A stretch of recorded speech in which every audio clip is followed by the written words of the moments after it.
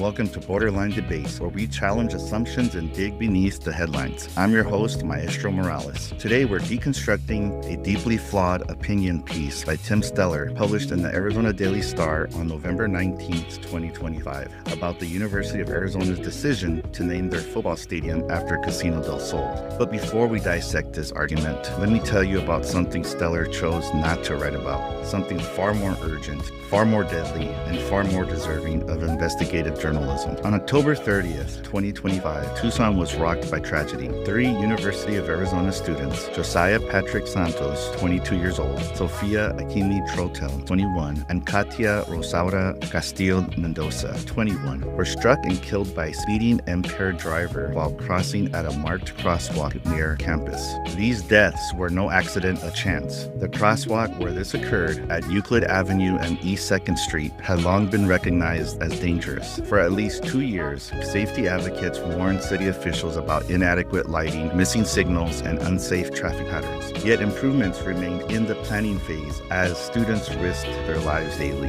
The driver, 19-year-old Luis John Artel, was in a 2019 Porsche Boxster, speeding through the intersection while impaired. Witnesses said he fled the scene before surrendering. Despite being initially charged with 3 counts of second-degree murder, the charges were later reduced to manslaughter, and he was released on bond for $250,000. The Tucson community erupted in grief and anger. Within a week, over 10,000 signatures demanded urgent pedestrian safety upgrades. Students packed city council chambers on November 5th, passionately calling for change to prevent future deaths. Council members acknowledged the crisis, emphasizing that what happened was preventable. One key city council meeting was held just a day before Tim Steller's column appeared, where pedestrian safety, infrastructure failures, and this heartbreaking crisis dominated conversations. The urgency was palpable, the wounds fresh. And yet, Steller's column makes barely a mention of any of this. Instead, he focuses on a stadium naming deal. When I first heard that the Pascuayaqui tribe was investing $60 million over 20 years to secure naming rights for Arizona Stadium, I was skeptical. Was this the best way for the tribe to invest resources? But then I delved into the tribe's history, marked by persecution, forced migration, and unyielding resilience. The Pascuayaqui, who call themselves Yoeme, fled violence in Mexico over a century ago, settling on a barren ground known today as Old Pascua. This land has deep spiritual significance, where traditional Yoeme practices blend with Catholic elements, reflecting centuries of cultural fusion. The construction of Interstate 10 in 1958 violently tore through these communities, severing families and displacing entire neighborhoods. For decades, lack of federal recognition left the tribe legally vulnerable. Today, the Pascuayaqui tribe has over 14,000 enrolled members and operates successful casinos on tribal lands. The Old Pascua neighborhood, newly reclaimed by the tribe since 2022, is set to be transformed by a $172 million investment in Casino del Sol Vahi Ta'am, the Three Suns, a culturally rooted economic and community hub. Understanding this profound narrative changed my view on the stadium deal, from skepticism to respect for Indigenous sovereignty and renewal. Tim Steller begins with the concession that the University of Arizona faces significant financial struggles. He notes that an annual $3 million from this naming deal would support athletic operations, which are often underfunded. But his pivot is swift and stark. The stadium naming deal with Casino del Sol, a tribal gambling enterprise, supposedly reinforces tendencies, quote, toward harmful sports betting cultures rampant among U of A students. To make his case, Steller cites interviews with roughly a dozen male students about their gambling habits, along with statistics on Arizona's booming sports betting market. But here's the crucial contradiction. Steller admits Casino del Sol itself doesn't currently offer online sports betting, the platform through which almost all collegiate gambling occurs today. That undermines his claim that putting the casino's name on the stadium directly encourages or amplifies student gambling addiction. Let's look closely at the data Steller himself provides, because it tells a more complex story. Arizona's sports betting market jumped dramatically in the 4 years since legalization, from $291 million in legal bets in September of 2021 to $851 million by September 2025, just months before the stadium deal. If Stellar's real concern is student harm and addiction, then why isn't his column demanding higher taxation on betting platforms and more funding for addiction treatment? Instead, his focus narrows to a local tribal casino, which does not even engage in the main avenue driving online sports gambling among students. Much of Stellar's argument depends on anecdotal interviews. About a dozen male students on campus describing gambling behaviors. He shares one student's claim about being $10,000 in the hole, but crucial questions are left unasked. Did Stellar verify this claim? Where was this money lost? At Casino del Sol or via online apps? When did the losses occur? Stellar also notes 2 of his interviewees had been to Casino del Sol to gamble. That's roughly 17% of his very small sample. Is that meaningful? Statistically, not really. Did he even ask if their gambling was primarily at the casino or on online sports betting apps? These essential journalistic questions remain unanswered. Now, let's take a deep dive into the core of Tim Stellar's argument and why it falls apart under close scrutiny. His column is riddled with logical fallacies, which are errors in reasoning that distort truth, mislead audiences, and undermine serious discourse. Understanding these fallacies isn't just an academic exercise. It's critical to see why his critique is flawed and how these mistakes shape public opinion wrongly. Fallacy number 1, false cause, or post hoc ergo propter hoc. Stellar suggests that because the University of Arizona named its stadium after Casino del Sol, this will cause student gambling addiction. This is a classic false cause fallacy, a correlation mistaken for causation. Listen to the logic he implies. The stadium is now Casino del Sol Stadium. Student gambling is a growing problem. Therefore, this stadium name is responsible for increasing gambling harm. But here's why that doesn't hold water. The explosion in sports betting among college students started years before this naming deal. The Supreme Court legalized sports betting nationwide in 2018. Arizona legalized it in 2021. Casino del Sol's stadium deal came after these major developments. Just because the stadium naming happened doesn't mean one caused the other.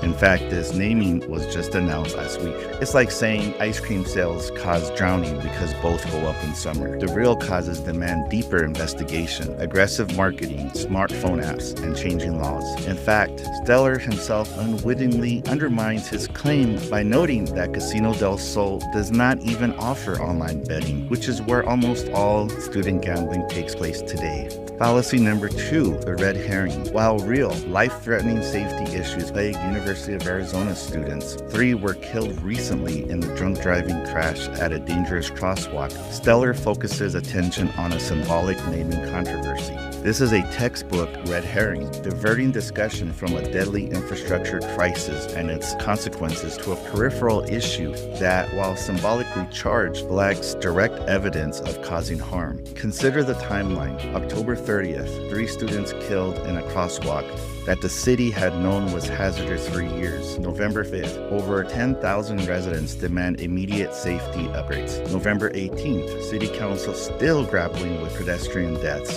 and infrastructure failures. The very next day, November 19th, Stellar's column writing about Casino del Sol stadium naming. This distraction not only impedes effective solutions, but also shows a troubling prioritization in focus. Remember, he's talking about student danger caused by addiction. And that's fallacy number 3, the straw man. Stellar caricatures student gamblers as reckless, irresponsible degenerates, unquote, suggesting they indiscriminately pour money into betting, driven by casino influence. But this exaggeration, or straw man, oversimplifies the reality. Many students gamble responsibly, limit their stakes, or use gambling apps under self-control. Some stop once losses accumulate. This oversimplification avoids a nuanced discussion about predatory app marketing, brain development, economic pressures, and regulatory gaps, all more potent forces than a stadium name. Fallacy number 4, appeal to fear. Stellar peppers his column with alarming claims. Students' widespread addiction which sparked fear and moral panic. Fear grabs attention but can also block reasoned analysis. It tempts audiences to accept weak evidence and seek scapegoats rather than address systemic causes. Responsible journalism balances urgency with empathy and clear evidence, something Stellar glosses over. Fallacy number 5, guilt by association. Simply because Casino del Sol is a casino, Stellar links it to all gambling harms on campus. Yet he acknowledges the casino is a local tribal enterprise with positive community effects. This guilt by association ignores that most student gambling occurs through online platforms the casino doesn't operate or control. Fallacy number 6, special pleading. Stellar singles out the tribal casino deal for criticism but ignores systemic normalization of gambling and alcohol. The Gin and Juice Bowl, an alcohol-themed event, happens at this same stadium. Persistent beer advertising saturates game days. Tailgating culture, officially endorsed, is rampant despite associated harms. Major sports broadcasts, including college football, feature betting ads. This special pleading applies moral standards selectively, targeting one issue and ignoring others far more harmful. What has caused more deaths on campus lately? The addiction to alcohol that has caused drunk driving deaths, or naming the stadium after a tribal casino. Together, these fallacies aren't mistakes, they're strategic distortions. They distract from real risks and unfairly stigmatize a tribal enterprise. Recognizing this helps bring clarity and strengthens honest community dialogue. If we want safer students and campuses, let's focus on real action. Install hawk signals immediately at dangerous crossings. Improve street lighting and pedestrian infrastructure. Enforce DUI laws aggressively. Address campus alcohol culture that directly contributes to harm. If gambling addiction is a genuine concern, we should regulate online betting apps with real age verification. Ban predatory promotions targeting youth. Tax gambling revenues fairly and fund addiction resources. Educate students early on gambling risks through mandatory orientation and courses.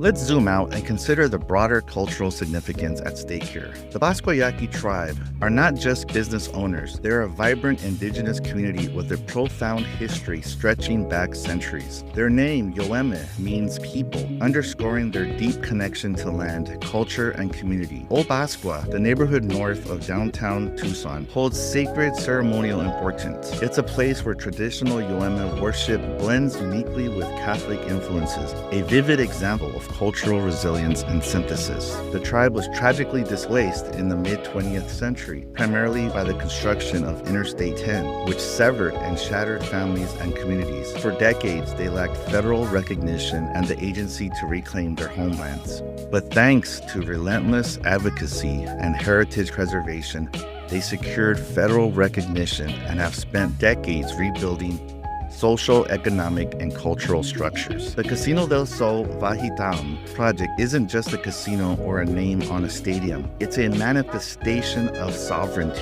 a tangible step towards self-determination and intergenerational prosperity.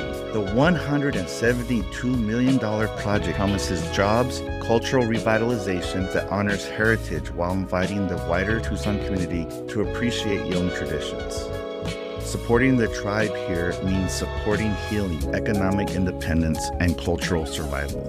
As we bring this episode to a close, it is worth remembering that discussions about naming rights and student gambling are ultimately about people and values. The Bascoyaki tribe's investment in this stadium and their growing role in Tucson's social fabric is an opportunity for the community to embrace reconciliation, respect, and mutual support. If this story moved you, consider engaging meaningfully. Visit Casino del Sol Vahitam when it opens and experience Yoeme culture firsthand. Learn about and attend events like the Deer Dance that celebrate Native traditions, usually around Easter time. Support Indigenous-owned businesses as part of a larger commitment to equity and justice. Real solidarity is not empty words, but active participation and listening. And finally, remember Josiah, Sophia, and Katia, not just as victims of tragedy, but as members of a community that demand safer streets and accountable leadership. Together, we can advocate for safety, respect cultural sovereignty, and foster informed, compassionate dialogue. Thank you for listening to this episode of Borderline Debates. I'm Maestro Morales.